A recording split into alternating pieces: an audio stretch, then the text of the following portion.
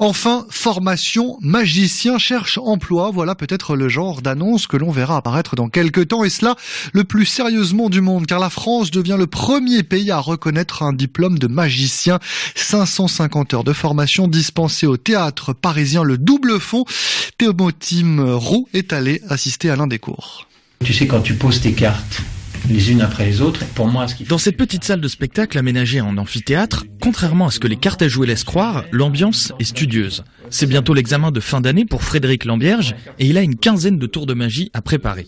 La passion est venue petit à petit, mais elle remonte à loin. Comme pas mal de petits garçons, j'ai eu ma mallette de magicien quand j'étais petit. Ça m'a toujours intéressé. J'ai voulu aller plus loin. J'ai trouvé cette formation en double fond. Pour cet assistant réalisateur, la magie n'est qu'une continuité logique. En assistant réalisateur, on me demande des fois de faire des miracles sur les tournages pour que tout se passe bien.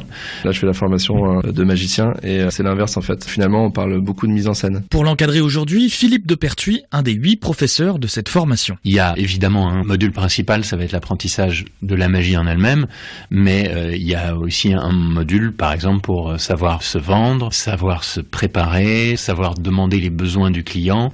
Le but, c'est qu'après, on ait des gens qui puissent être autonomes dans leur métier de magicien.